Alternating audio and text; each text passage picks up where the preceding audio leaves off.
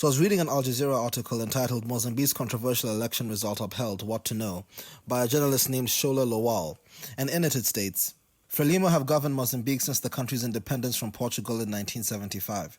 The party's leaders, including outgoing President Filipe Nyusi, fought in the country's liberation war, meaning that Frelimo was highly revered by most older members of the population who experienced the war. However, the party has become increasingly unpopular among young people as part of a larger trend in Southern Africa where youth, who do not have a sense of nostalgia around independence movements turned establishment parties, are more critical of their governments and more ready to vote them out. Botswana, South Africa, and Namibia all recorded total or partial opposition leads in general elections this year.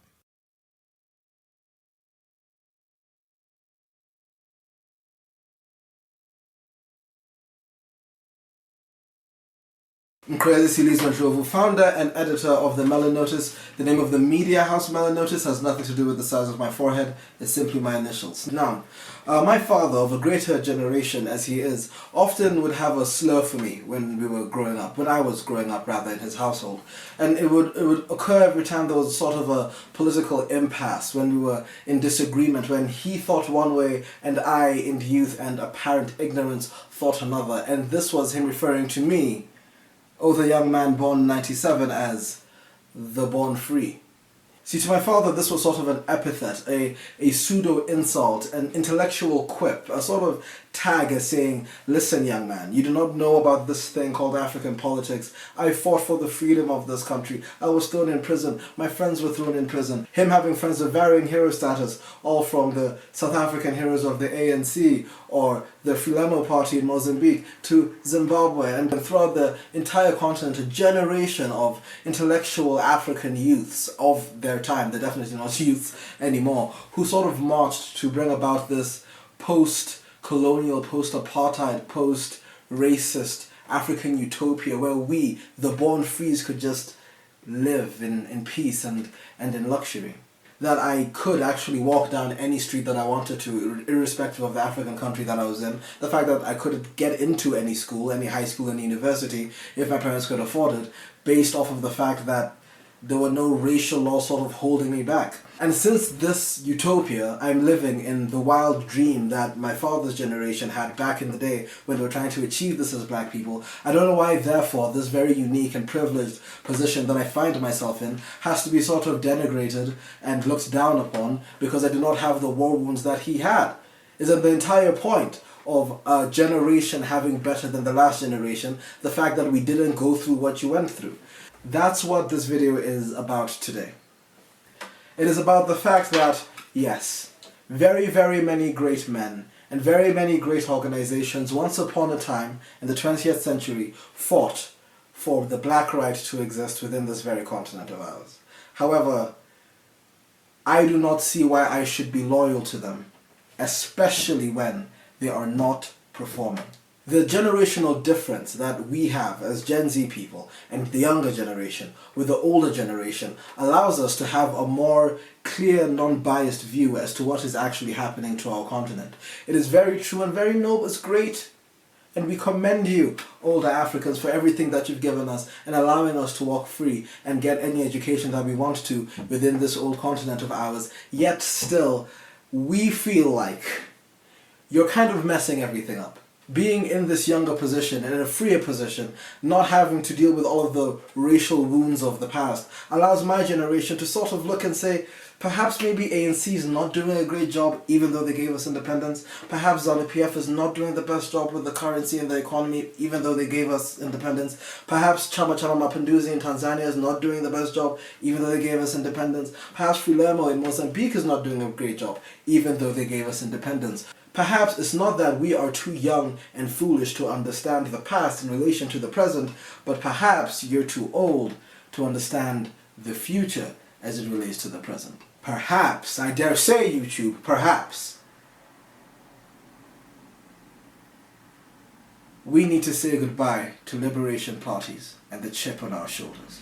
You see, the problem is African parents will literally walk up to you and be like, yo, listen, I'm voting for this party. Like, oh, parent, why are you voting for this party? And they'll say, you know what, sure, the economy is in the trash can, and sure, the hospital nurses are on strike again, and sure, the teachers are also on strike because they haven't been paid, which has led to kids being out of school for however so long. And sure, the electricity keeps on cutting out, and every time it's there we get charged too much for it. And sure, there's a lot of looting happening in our government, and that's why the Forbes list is full of our ministers and presidents, whereas the average person is suffering and has nothing. And sure, son, sure, I get it. I have to change my tire because I was taken out by a pothole last week that I first saw in 1974. Sure, all of that is true. But they fought for our country. These men, they fought for our country. And not even them, a lot of them are dead, but the people who inherited it's the ANC, it's Frelimo. We have to support them. But I'm born free. And I just don't care. If you're doing a bad job with our continent, leave. And there, I begin the video.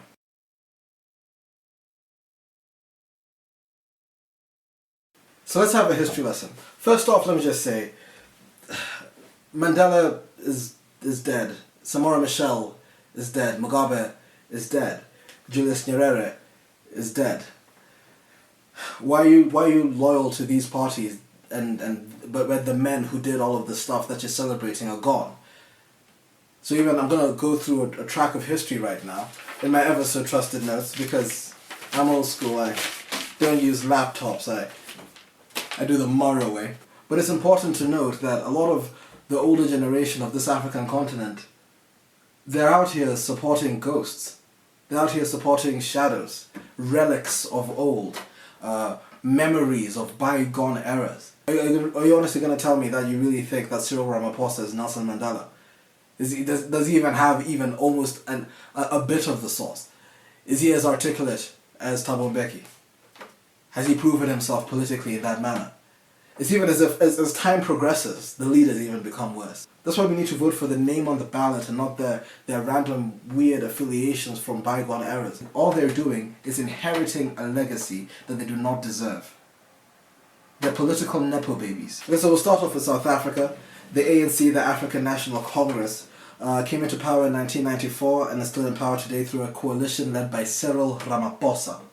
Now, in the time of the cherished ANC era, the guys who gave black South Africans their freedom, they've also oversaw the state capture. I don't know if you remember the whole Gupta thing, where, South Africa was effectively colonized again, but by one country. And then we have all the power outages, and this all happened through the looting of Eskom, which, as in, literally, it's just inefficiency. It's not like they ran out of coal or didn't have the necessary resources.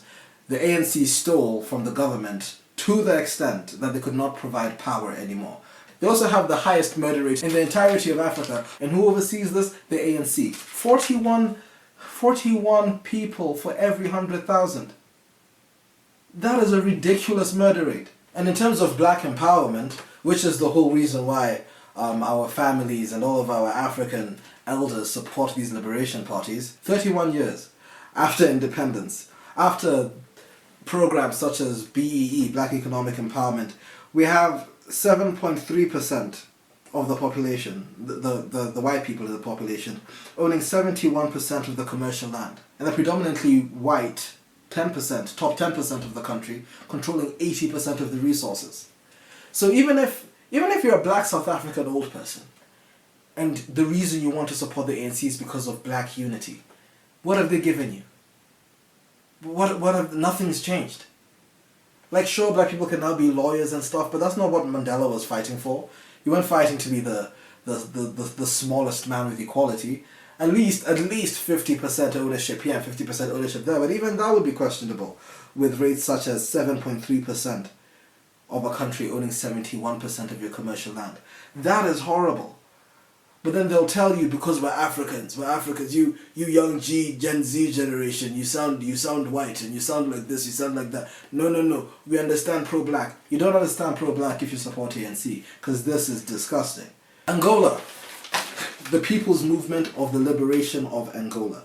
They came into power in 1975 and are currently run by João Lourenço.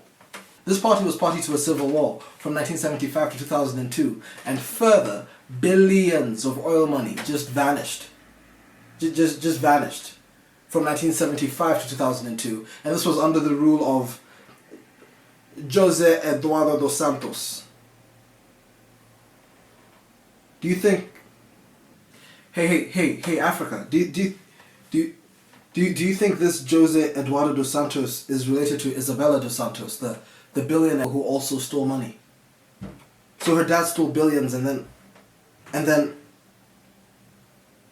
oh my goodness, but they fought for our freedom. So let's vote for them. Tanzania, it's kind of hard to hate on them because they have Chama Chama Mapinduzi, and how to put it? First of all, Julius Nyerere is a titan. He actually did a lot of the things that he wanted to do, and he set up a very good foundation, I'd say, in that country. Further, Chama Chama Mapinduzi sounds like a dance move. Bro, you need Chama Chama Mapinduzi better. Use your hips.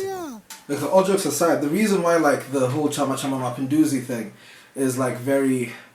Why I'm more lenient to Tanzania is... Okay, how about this? I'll give you a brief history. So essentially they take power in 1977, although this was a rebranding from the Tanganyikan African National Congress, which took power in 1961 originally. The name change coming because they merged with the Afro-Shirazi Party, the Afro-Shirazi Party being both a party from Zanzibar and what I'm definitely going to name my 70s themed bachelor party. Now, the reason why I'm saying, history aside, that like I'm not too angry with this party is because I guess they're doing alright, you know? Like, they're not doing bad. The economy's stagnant. The sort of, maybe not underdeveloped, but it could be way more developed, infrastructurally at least. And, you know, there have been accusations of, you know, the party sort of rigging to sort of like hold on to power and sort of voter and opposition suppression in order for them to maintain power. But this is a video about options, isn't it? So they still deserve to be on this list and being attacked on this list, because the fact is, if they had the grace to sort of just bow out and step aside, or if the people who are still keeping them in understood that there's a future and other options, perhaps other people would be allowed through the door and allowed to actually develop the great country, the great nation that is Tanzania. It's sad that they're probably the only liberation party in Africa that we can still say maybe anything decent about today, but in truth they're just serviceable and average. It's going to the point where I have to take off my Chama Chama Mapinduzi hat.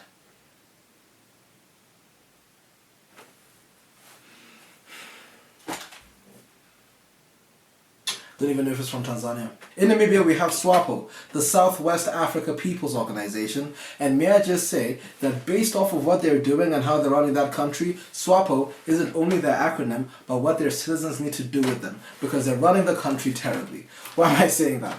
I am, as you could probably tell, a Pan-Africanist. I do love the liberation of the African continent, ideas about the African continent, and also I feel like there needs to be more parity when it comes to land ownership. Now, I am one of those few people who I don't believe white people should be stripped of their lands and like, you know, sent away and, you know, go crying to like, you know, foreign powers for help or whatever.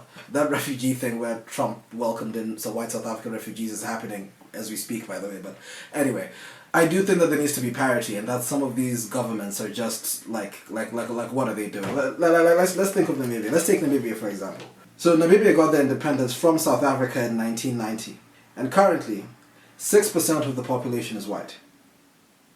But they control 70% of the freehold commercial land. What does this mean? Just to put it in context, for every 100 people in Namibia, 6 of them are white. They're 6% of the country. For every 100 people in the country, 6 of them happen to be white people. However, for every 100 acres of land, 70 of those acres are owned by one of those 6 white guys.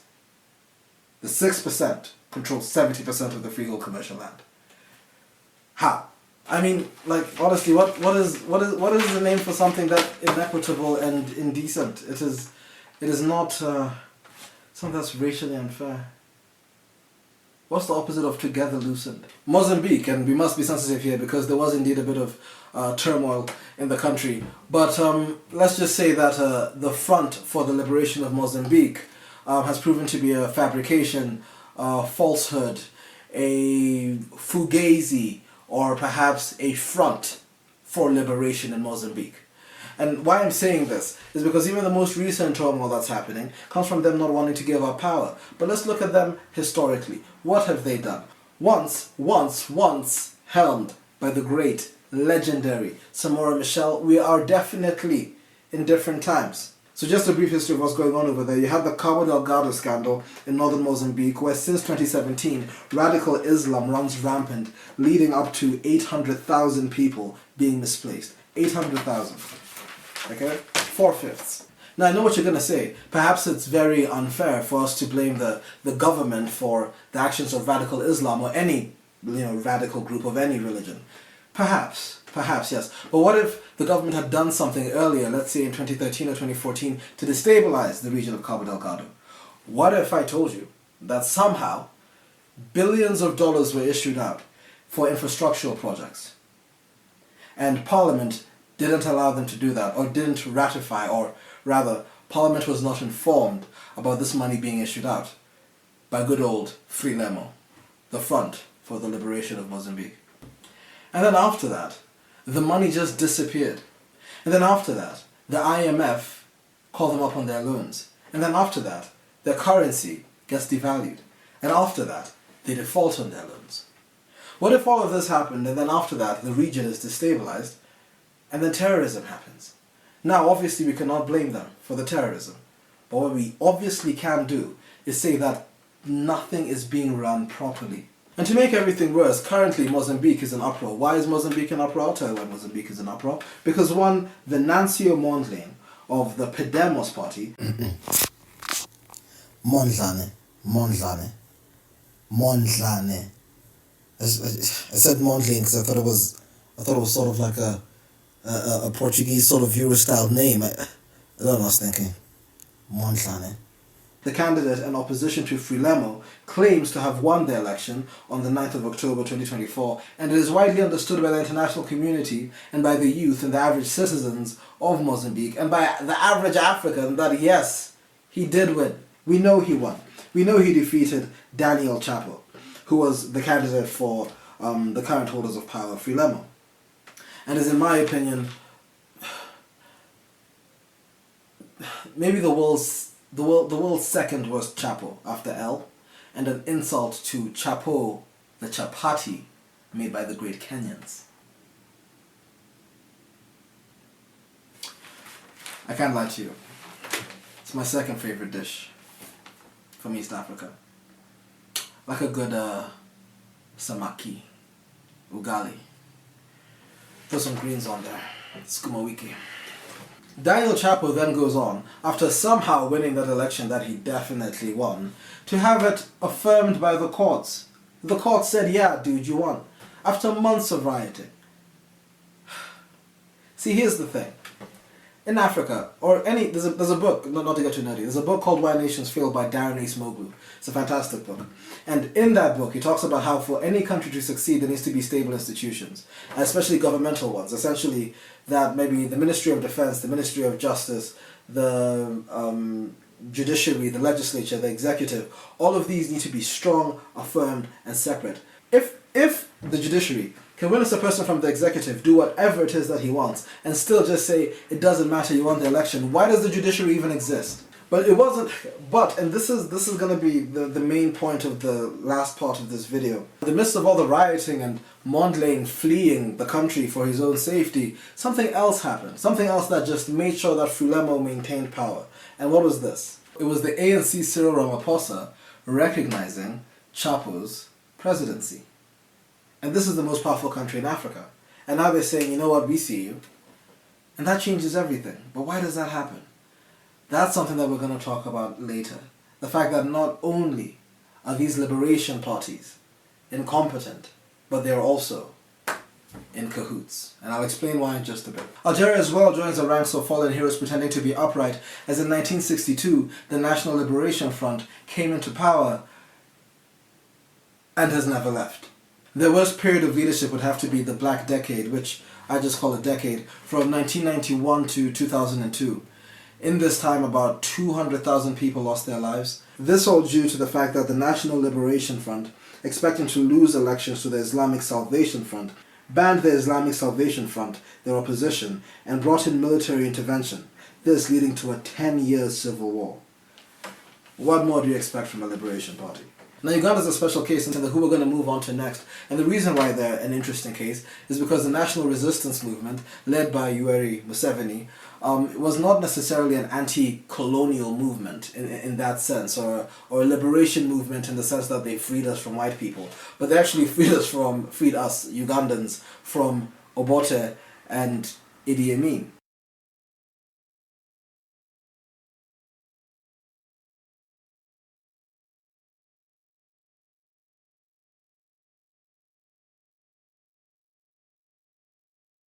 This led by guerrilla struggle led by the man himself, ending in 1986, which, by the way, can I just say, is just very impressive that this guy pulled that off. But this brought essentially Uganda's, or what was meant to be Uganda's second form of liberation.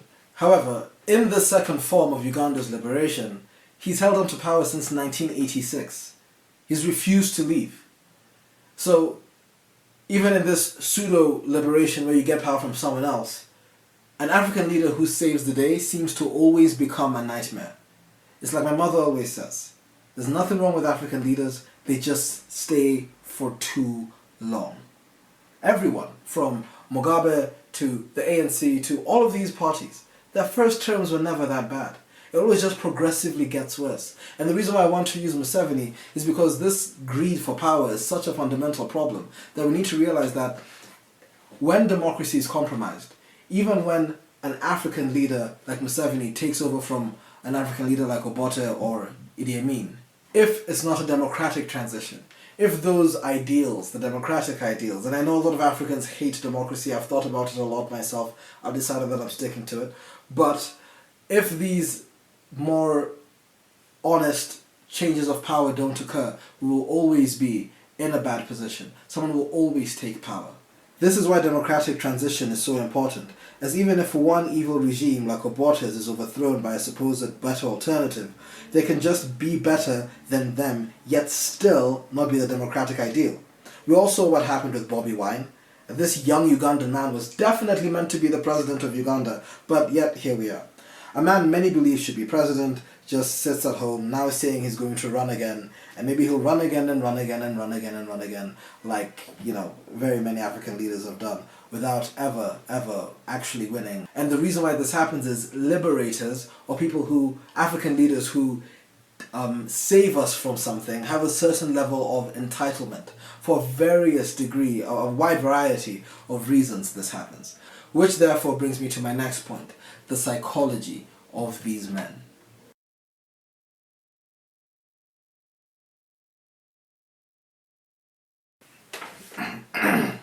But one thing we need to realize, especially when it comes to the way that most of these parties came into power, is that they were liberation fighters, as I just stated.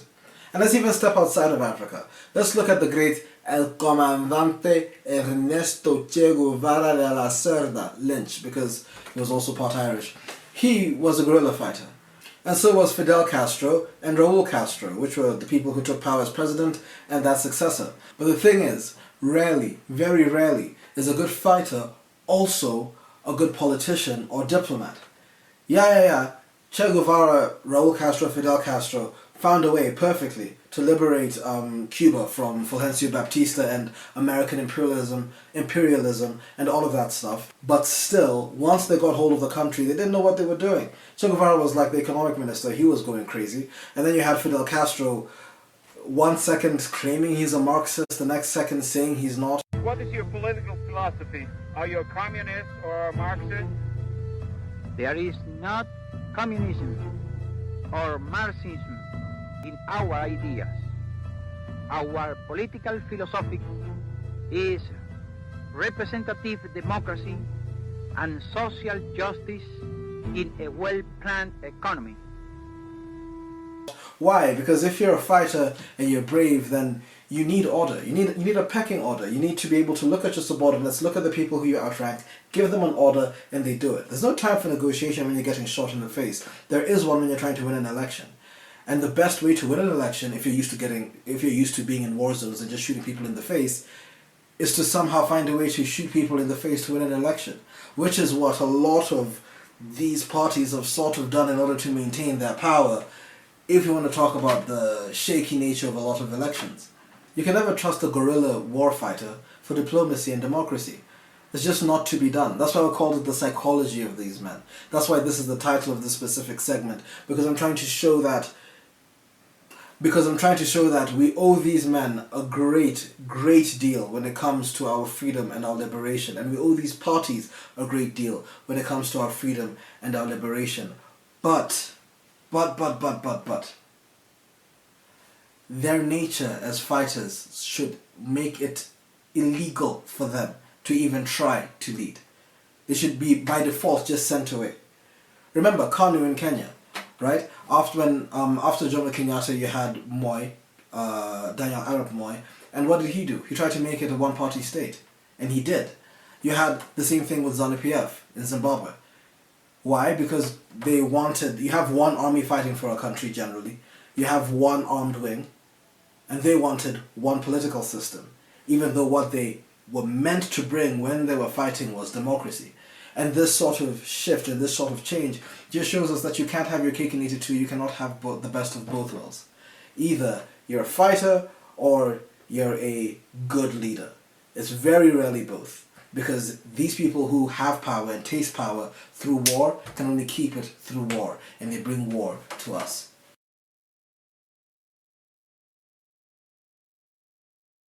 Secondly, these parties are just too close to the pain, you know? Like, if I was them, I'd probably be the same. I know it's a crazy thing to say, but I do think so. If I had seen my friends be shot dead in order to free my country, if I had not been able to see my kids grow up in order to free my country, if I had not got an education, during the Bush wars, I was pulled out of school at 14 years old in order to free my country. If I was put into jail and tortured for years on years in order to free my country, then once I get all of the levers of power, I'm going to be very, very, very entitled. And also think of the pain they actually went through. For example, people talk about Robert Mugabe and the way he chased a lot of white farmers out of the country, and all of that stuff that happened. But then I just look at them and I think to myself, when his late wife, Sally, who he outlived, was in Ghana, she was Ghanaian, he was in prison in Rhodesia for 10 years, and their 3-year-old child died. And Mugabe asked for permission just to go to the funeral, which is something that happens. Prisoners are allowed to go to see fallen relatives and family members and stuff like that. But the Rhodesian government just refused. And I'm not saying it's a justification. I'm just saying when you look at all the stuff that they went to and all that PTSD, since my generation is so mental health aware, when you look at all of those little factors, I was like, yeah, I understand why Mugabe was so angry and why he treated the white settlers in such a harsh way, because he was probably still very, very hurt, very, very angry and psychologically damaged because of everything that happened to him. Another huge factor in the psychology of these men is that they award their mates. And now think about it. If me and all my boys are in the bush shooting the oppressors, all of that stuff is going on. I've probably nicked a few people, I'm that dude. After all the pain, after some of our own friends have been buried and have gone and we have to take care of their families, when you get the keys to the castle, who are you going to make the main people? Who are you going to make the actual minister of economics? It's going to be your friends. The people who are going to be the university professors, the people who are going to lead the parastatals and all the institutions, the people who you're going to elect, regardless of their merit, to bring forth a new generation, are going to be your friends. A lot of the times, even if you watch an ANC meeting, a ZANU meeting, a Chama Chama Mapinduzi meeting, a Frelimo meeting, these guys have known each other for generations. And even in countries like Kenya, the figures, that a lot of them have passed away sadly, but those figures, regardless of their political ideology or where they ended up or what they thought or their narratives of the day, when they're together in a room, it's like, yo, you shed blood like I shed blood, it doesn't really matter. The people who liberate the country are always going to be the ones who get like first dibs. You know, it's like William Marcy said, to the victor goes the spoils. They're the ones who won the war, so they will always get the greatest assets, whether it's farmland, whether it's mineral rights and, you know, mining concessions, whether it's, you know, that position in a parastatal, that ministerial position. Their philosophy is who should benefit more than the people who brought the benefits. And there are very many problems with that, but you can understand why they would think that.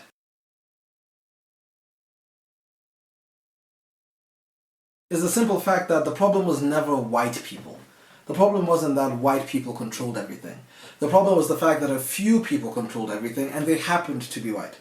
What do I mean by this? I'm saying it was the fact that you had a small section of society benefiting and subjugating the rest of society. The rest of society not having access to education, the black society. The rest of the black society not having access to maybe proper food. Not having access to export licenses if they wanted to be businessmen. Not having access to streets and parts of the country. To walk on this street you have to show that you got permission from a white man. You know, the problem was the fact that a few people controlled all the resources to their benefit. That was the problem. They just happened to be white, and the reason for doing this happened to be racism. Now, what we have today is the same thing, but from a different strata of society. Because you can't say racism, you could be tribalist, you can be a person who favors different religions, and you can also be a classist. And that's what we have now. We have a specific black class.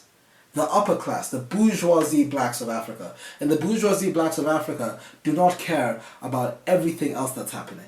They don't care that just like in the colonial era, in black rural areas, it's very hard to get proper medical supplies and medical treatments, just like in the colonial era, because everything is being centralized by a black elite. They don't care that it's a pipe dream for the average black person to live in the Bordeaux of Harare, or the hillsides of Bulawayo, the Rundas and Karens of Nairobi, or the Santons of Johannesburg. The same thing is effectively happening, but it's being given to us by black people. Our people who look like us, are treating us in the exact same way by taking majority of the resources for their own benefit. And I'm sorry, I find it even more disgusting, because essentially I would rather the person who's treating me like trash is not my brother. Rather a foreigner who says I'm doing this because we don't stem from the same people and you're my op. Fine. Fair on you. Good on you. But for all of these political parties, for all of these political dynasties, to gain power by saying that they're doing this to benefit us, and then do exactly what our oppressors were doing. While Africans starve, while Africans get substandard education, substandard housing, while we can't even be sure that who we vote for is going to win an election. Like, think about it philosophically, existentially, right? In the colonial era, we couldn't vote because we were black. But that wasn't the problem. The real problem was, theoretically, the real problem was the fact that our opinions didn't matter. The fact that we had political opinions and people we wanted to lead, but they would never get into office, so our opinions didn't matter. Yes, race was the issue, sure, and we weren't allowed to vote. That's how our votes not mattering was manifested. But in truth, the issue was our votes just didn't matter. Similarly, how many African countries we know that if we go to the polls and we tick the person we want, they're just going to get thrown out? How many African nations do we know where we just know for a fact that our votes are going to be rigged? That no matter what we say, whether it's a Western party or Western influence or an African rich guy with a bank account who's just going to pay off the voting commission, we just know that what's truly going to occur is we will not be heard. Our votes again will not matter. So our opinions still don't matter, Africa.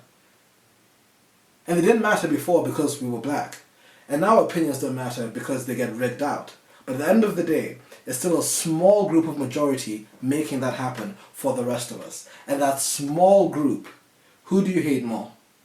The guys who told us why they hated us, or the guys who pretended that they were fighting for us in order to get to that position? And that's my problem. Like, honestly, for example, currently in South Africa what's going on is you have all this talk about how the ANC want to take land away from the white farmers, and it's sort of being done in this thing they're calling redistribution without recompensation, essentially saying that certain white farmers who are not using certain pieces of land can have that land taken away without getting compensated for the land being taken away. But here's the thing. The world is sort of looking at it with a queer eye, sort of wondering like what in the world is happening over here, finding it all a bit strange. And the reason why the world is not suspecting this is because of maybe when the same thing has happened elsewhere in Africa, it hasn't worked out the best.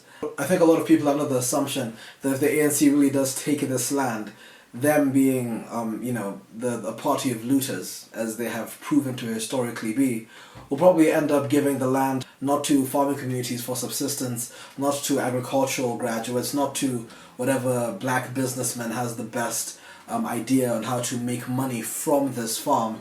What's going to happen most likely is a minister's stepbrothers, side pieces, uncle's wife's best friend from high schools, gardener's wife's sister's step-uncle is going to end up getting the farm.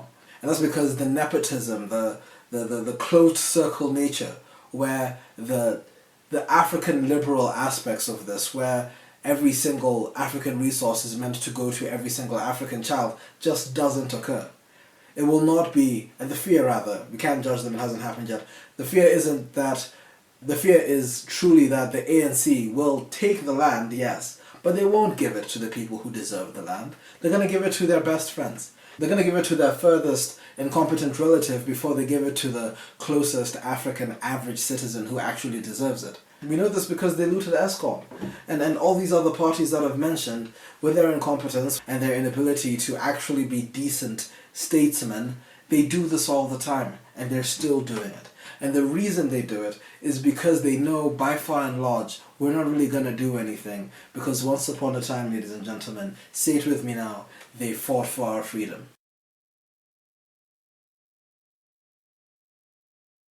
I also want to talk about another African phenomenon when it comes to these liberation parties, and that's what I like to call the alliance of the old guard.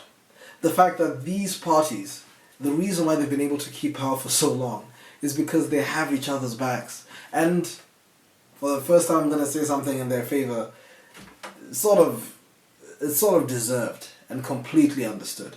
Tanzania, for example, every Southern African human being, every Southern African breather, and due to the brilliance of Julius Nyerere and his benevolent, beautiful heart, we owe a great debt to Tanzania, because Tanzania sort of fought for Rhodesia, fought for South Africa, fought for every single Southern African state endlessly during the struggle, as it were.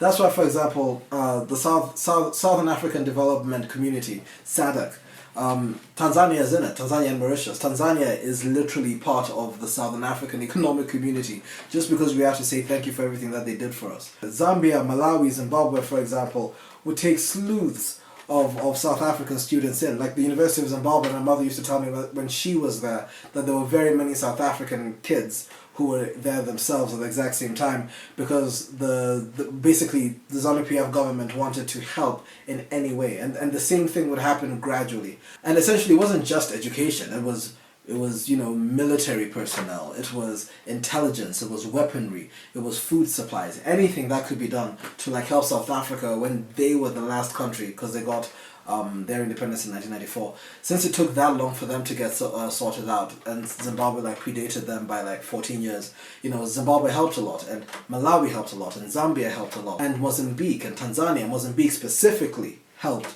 a lot. And now, after all these years, of course, they're going to still have each other's backs. Why would they betray them?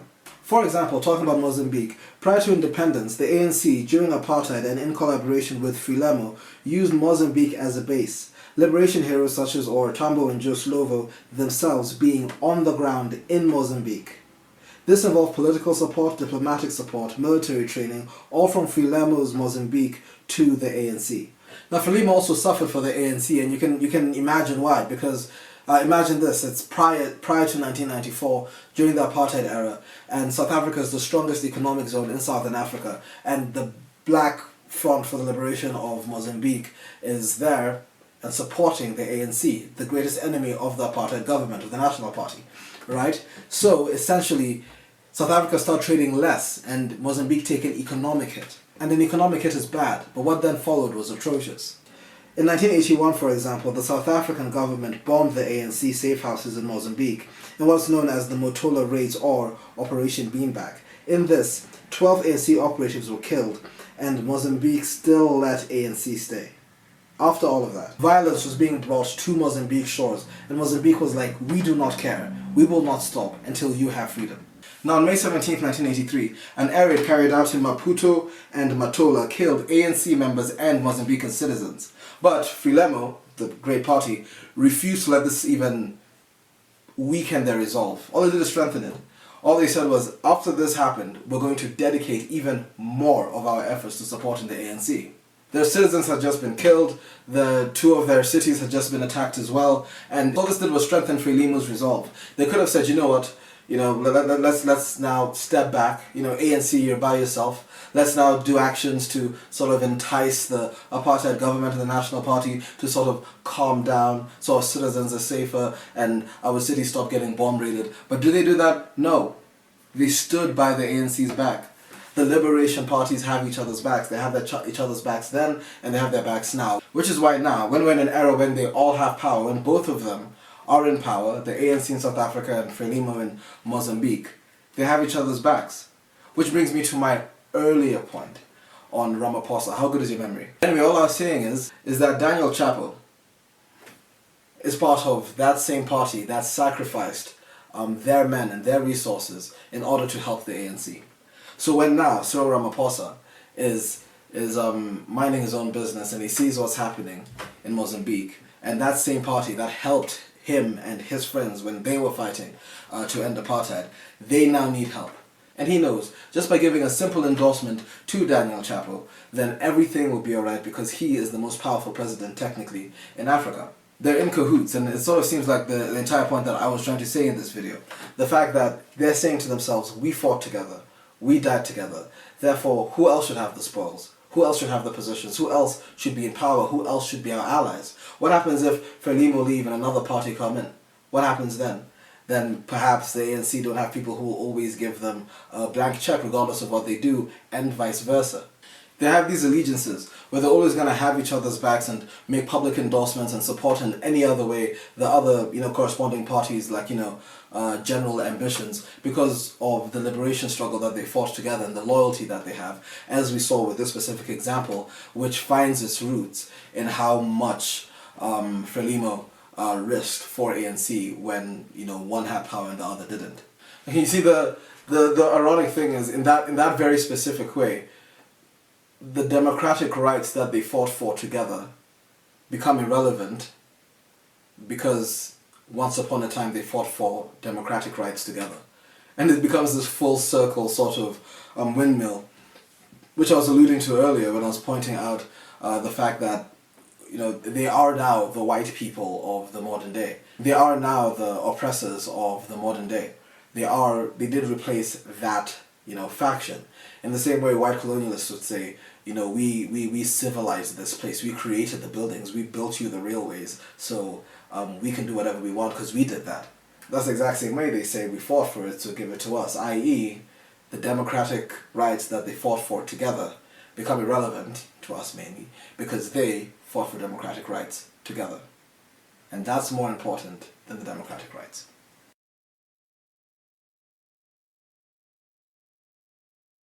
Now, I want to be very clear here. I'm well aware of the historical nature of our continent and all the brave lives that were lost in order to give us freedom.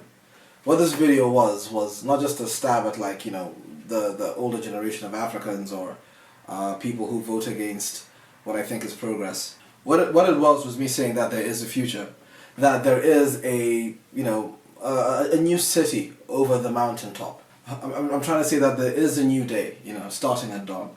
There is happiness that could await us despite our historic horrors. What we're essentially saying is, because all of those bad things happen, we will stay in this situation. But all that means is that you're still being defined by a bad situation. If Africa's entire political narrative, history, and our allegiances helms on the fact that once upon a time we were oppressed, then in one certain way or another we will always be oppressed. It's like we suffer from a sort of political PTSD where we cannot move on because of the traumas of old. Now, I and my generation, who are often termed as the weird ones who want to be conservatives or too liberal or this or that and all these different ideologies that we follow instead of, the old God, we don't have those horrors in our memory. And I think that's an important fact, that once upon a time, I understand things were terrible, but I also have no lived experience of them being actually terrible. From a racial point of view, Africa has very many socioeconomic troubles as well. Now, just in case you think I'm being a jerk, as if all I'm saying is coming from some sort of mental vacuum that I have, or I have some scores to settle, and I have no form of evidence for these thoughts that I'm coming up with. I actually do come bearing receipts, because, for example, you have Nigerian journalist Shola Lawal writing for Al Jazeera in his 2024 article, Mozambique's controversial election result upheld, what to know. And here he states, very interestingly, Frelimo has governed Mozambique since the country's independence from Portugal in 1975. The party's leaders, including outgoing President Filipe Nyusi, fought in the country's liberation war, meaning that Frelimo was highly revered by most older members of the population who experienced the war. Very important. However, the party has become increasingly unpopular among young people. It's part of a larger trend in Southern Africa where youth, who do not have a sense of nostalgia around independence movements turned establishment parties, are more critical of the governments and more ready to vote them out. Botswana, South Africa and Namibia all recorded total or partial opposition leads in general elections this year. This is exactly what I'm saying. Africa is having a spring. There's a change on the horizon. The younger generation just simply doesn't have the sort of tunnel vision focus on what it means to be African from the older perspective. We have the future right in front of us, and the past just can't define us as it defined other generations. What this journalist is saying, this great journalist, is that there are a bunch of old people in Mozambique who, no matter what happens, will always support Frelimo. Always. They'll always support the Liberation Party. But everyone in Southern Africa is sort of seeing a reduction in the support for liberation parties, specifically because the younger generation is reaching voting age and doesn't have the same socio-political loyalties. So to wrap it up and conclude, we're called the born frees because that's what we are. We are quite simply people who are born free. And what was the point of it all? There's that saying that parents say, I'm trying to give you the life that I never had. What if you had a dad who grew up in poverty and didn't have this and didn't have that, and was used to eating maybe a certain form of malnourished meal in order to survive? Eventually, when he gets rich, is he going to give his kid the same meal? Is the kid meant to respect that specific dish and not eat anything with more nutrients just because dad used to have this? No. So as a representative of the born-free generation, I'm saying give us a break. We know what we're doing, and we are staging revolution worldwide. We know what we're doing. But we must move forward, drive forward, while looking in the rearview mirror. And always remember. We must remember Zapu and Zanu's Joshua Nkomo and Mugabe respectively, who fought the Ian Smith regime to bring us joy, equality and freedom in good old Zimbabwe. We must remember good old Julius Nyerere of modern-day Chamacha Mapinduzi, who fought for every African nation's independence well after even his own people were free. A man all my fellow Catholics may be hoping soon becomes a saint in God's good Church of Rome. We must remember South Africa's titans of Nelson Mandela and O.R. Tambo and the General African National Congress, which took the cause of black equality to the furthest ends of the world. We must remember Frelimo Samora Machel, Africa's great martyr, who was killed after granting Mozambique independence because he wanted to give South Africa independence as well. We must in truth recall all the greats who made this modern Africa for all of us to live in, realizing in reverse that even though today these parties may not be at their best, they are the reason why we can even voice our doubts in the first place. They are the reason why our freedom of speech can even matter. And speaking truthfully, regardless of anything that I just said, that does count for a whole lot. Remember, that we must even be kind to the older generation, because without them we wouldn't be here. And they may not be able to think like we can because they were not allowed to be as exposed. They weren't given the extra finances to travel and just, see a different life in a different world. There was no social media. We must always look back and use that as fuel, as energy, as, hindsight in order to guide our future steps. But should they govern our future steps? No. Mkrezi Silizwe, founder and editor of the Melon Notice. The word melon in the title has nothing to do with the size of my forehead. It's simply my initials.